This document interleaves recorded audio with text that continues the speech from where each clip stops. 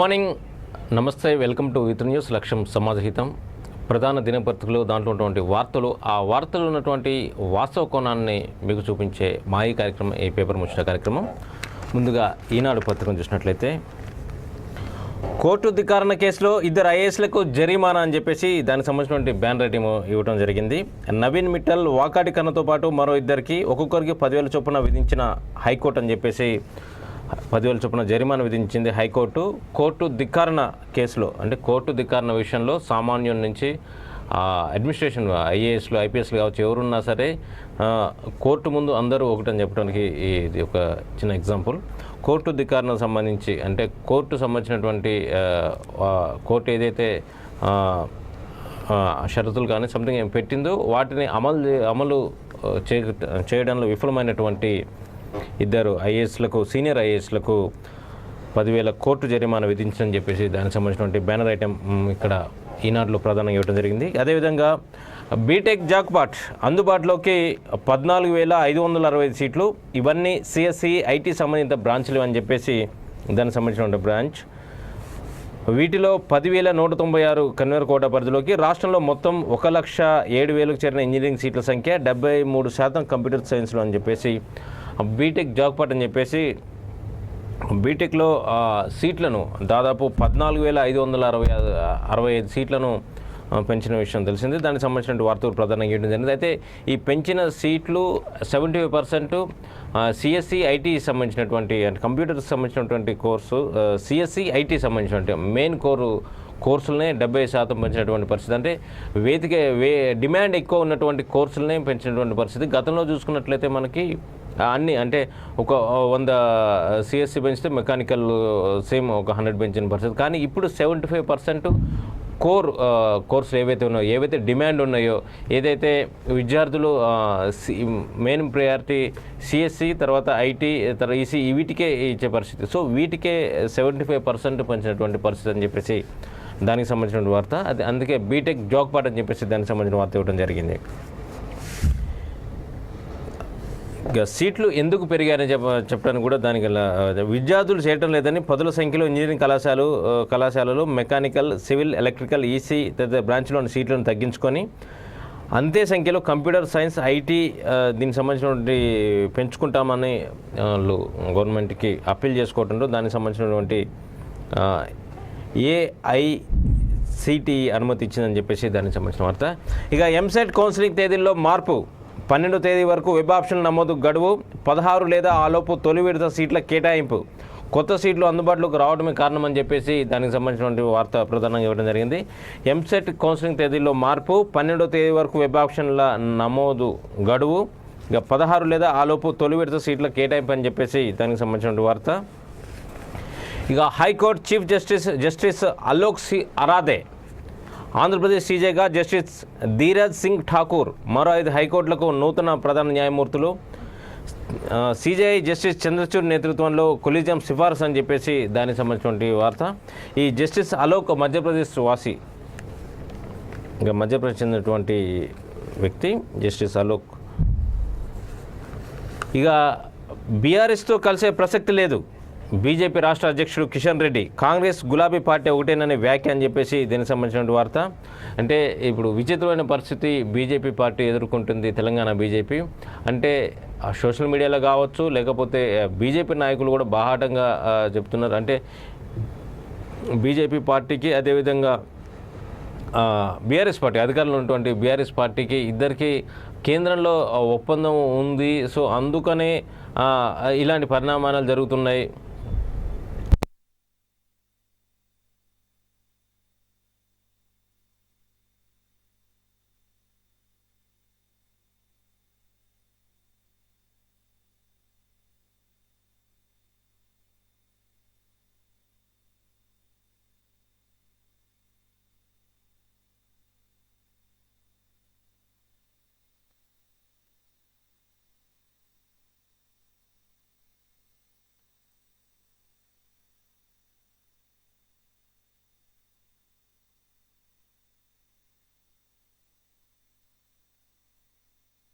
PCC అధ్యక్షుడు రేవంత్ రెడ్డి కావచ్చు, లేకపోతే ఇతర ముఖ్య నేతలు కావచ్చు, చాలా బాహాటంగా గట్టిగానే చెప్తున్నారు.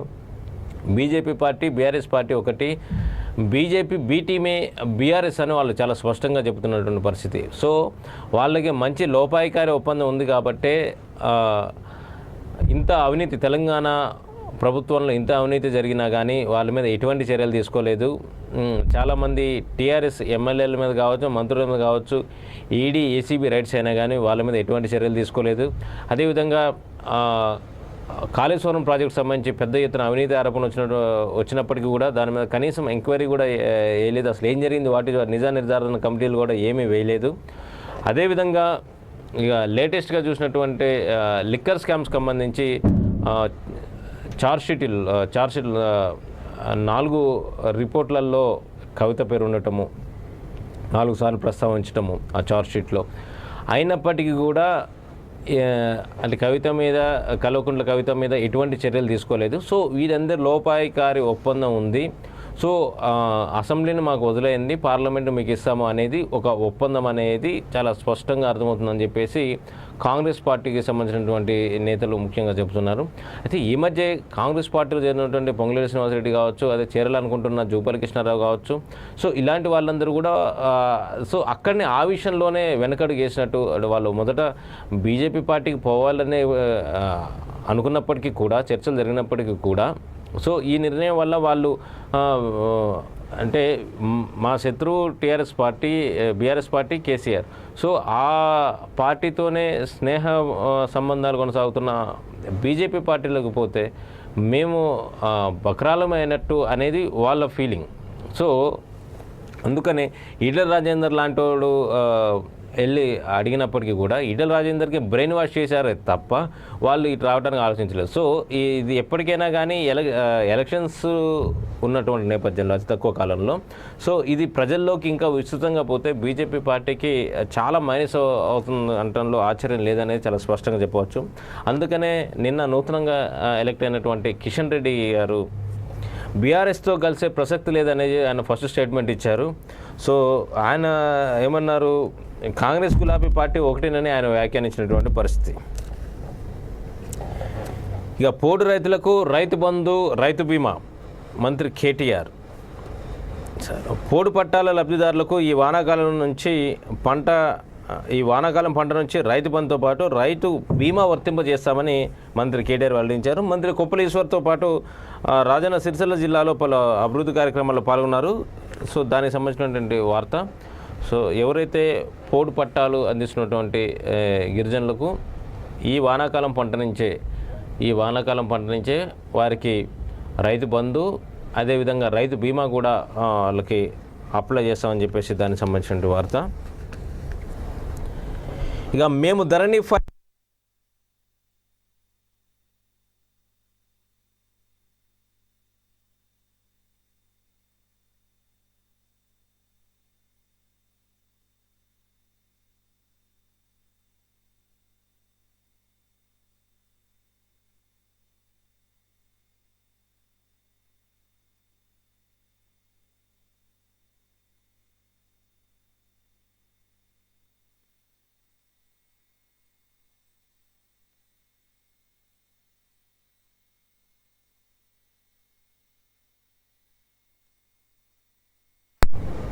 ధరణికి సంబంధించి బయటకు టెర్రాసిస్ కంపెనీకి మాత్రమే కనిపిస్తుంది. కానీ అందులోకి తర్వాత సింగపూర్, అమెరికా కంపెనీలు చేరాయి. చివరిగా అది బ్రిటిష్ ఐలాండ్ అనే సంస్థ చేతిలోకి వెళ్ళింది. మన దేశంలో ఎవరు వ్యాపారం చేసినా అంతిమ లబ్ధిదారు ఎవరో ఆర్బీఐకి తెలియాలి. ఇక్కడ అలా జరగలేదు. దీనిపై కేంద్రం ద్వారా నిగ్గు తేల్చాలని కేంద్ర మంత్రి బీజేపీ రాష్ట్ర అధ్యక్షుడు కిషన్ రెడ్డిని కోరుతున్నా. ధరణికి మొత్తం హైటెక్ సిటీ దగ్గర క్వాంటిలా సంస్థలకు నిర్వహిస్తున్న గాడె శ్రీధర్ రాజు దగ్గర ఉంది. ధరణిలోని లోటుపాట్లను ఆసరా చేసుకుని ఆయన అర్ధరాత్రులు పోర్టల్ను తెరిచి నిషేధిత జాబితాలో ఉన్న ప్రభుత్వ ప్రైవేట్ భూములను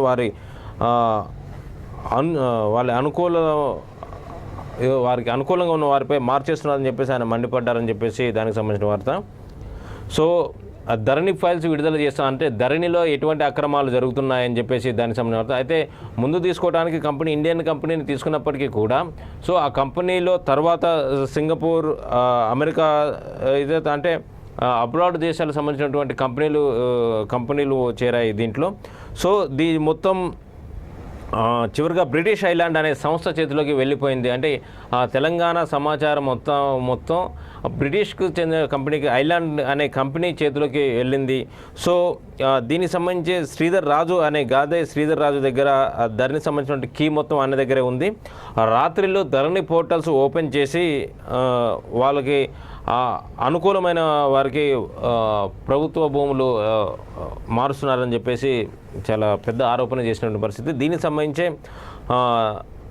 భూమి డిక్లరేషన్ అని చెప్పేసి దానికి సంబంధించి అంటే ఇప్పటివరకు యూత్ డిక్లరేషన్, రైతు డిక్లరేషన్ ఇట్లా విడుదల చేసినటువంటి కాంగ్రెస్ పార్టీ భూమి డిక్లరేషన్ అనేది విడుదల చేసింది. సో దానికి సంబంధించి సీరియస్ రూపంలో విడుదల చేసామని చెప్పేసి కూడా పిసిసి అధ్యక్షుడు రేవంత్ రెడ్డి చెప్పినటువంటి పరిస్థితి.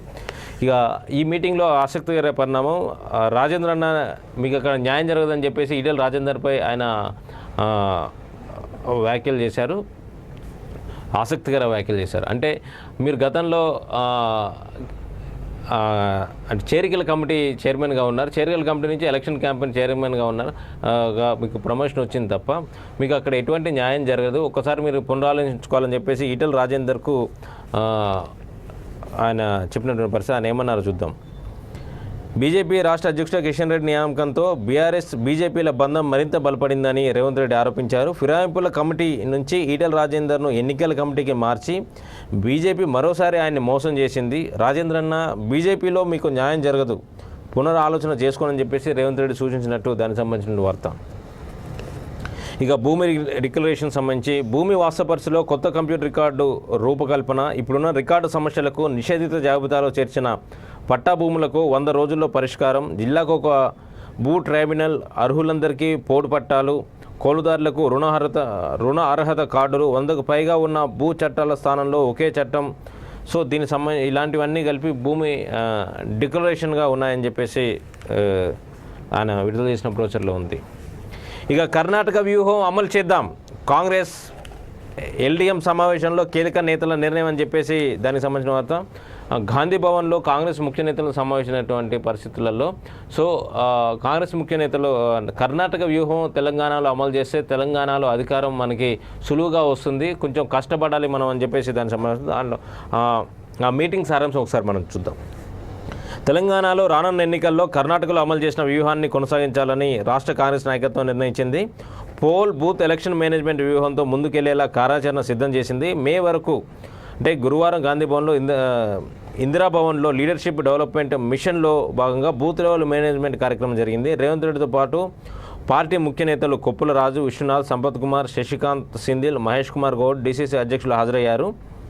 విశ్వసనీయ సమాచారం ప్రకారం ఎన్నికలకు 4-5 నెలలే ఉన్నందున పక్కా ప్రణాళికగా ముందుకెళ్లాలి. కర్ణాటకలో అనుసరించాల్సినట్లుగా బూత్ లెవెల్ ఏజెంట్లను ప్రతి మండలానికి 5 సమన్వయకర్తలను, వారిపై ప్రతి జిల్లాకు 5 సమన్వయకర్తలను నియమించాలి. ఎన్నికల కమిషన్ సమావేశాలు వీరిని పిలవాలని కలెక్టర్లకు లేఖలు అందజేయాలి. ప్రతి బిఎల్ఏ తన పరిధిలో సహాయకులతో ఇంటింటికి తిరిగి ఓటర్ జాబితాను పరిశీలించాలి. ఫిర్యాదుల ఆధారాలతో ఎప్పటికప్పుడు ఎన్నికల అధికారులకు అందజేయాలి. ఇందిరాభవన్లో ఒక అంతస్తుకు ఐటీ కార్యాలయం ఏర్పాటు చేయాలని చెప్పేసి నిర్ణయం తీసుకున్నారు. ఈ సందర్భంగా రేవంత్ రెడ్డి మాట్లాడుతూ బీఆర్ఎస్ బీజేపీలో ధీటుగా ఎదుర్కొనేందుకు గ్రామస్థాయి వరకు అంతా సంసిద్ధం కావాలి. రానున్న 120 రోజులు ఇంటికి సెలవు పెట్టండి.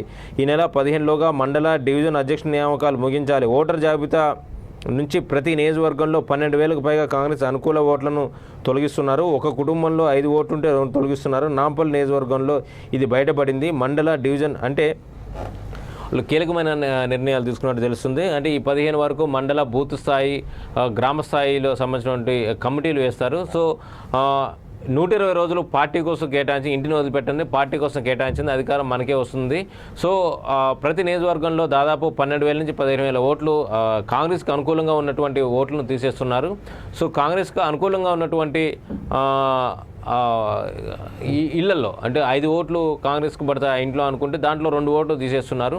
సో దీనివల్ల కాంగ్రెస్ పార్టీకి అన్యాయం జరుగుతుంది. దీన్ని ఎప్పటికప్పుడు మనము ఈ కమిటీల ద్వారా మనం ఎప్పటికప్పుడు మనం కలెక్టర్ దృష్టికి తీసుకుపోవాలని చెప్పేసి దానికి సంబంధించినటువంటి వార్త ప్రధానంగా ఇవ్వడం జరిగింది. ఇక కుటుంబ పాలనను అంతం చేస్తామన్న ఈటెల రాజేందర్, రాష్ట్రంలో కుటుంబ పాలనను అంతం చేస్తామని చెప్పేసి బీజేపీ రాష్ట్ర ఎన్నికల కమిటీ చైర్మన్ ఈటెల రాజేందర్ స్పష్టం చేశారని చెప్పేసి దానికి సంబంధించినటువంటి వార్త.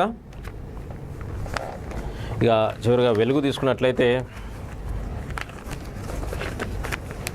వెలుగులో బ్యానర్ ఐటమ్గా స్కీములకు పైసలు లేవు, రాష్ట్ర ఆర్థిక పరిస్థితి ఆగమాగం, ఆమ్దాని వస్తున్నా కొత్తగా అప్పులు చేస్తున్నా సాల్తులే అని చెప్పేసి దానికి సంబంధించిన వార్త. స్కీములకు అంటే తెలంగాణలో సంక్షేమ పథకాలు చాలా ఎక్కువగా ఉన్నాయి, సంక్షేమ పథకాలు. సో ఆ సంక్షేమ పథకాలకు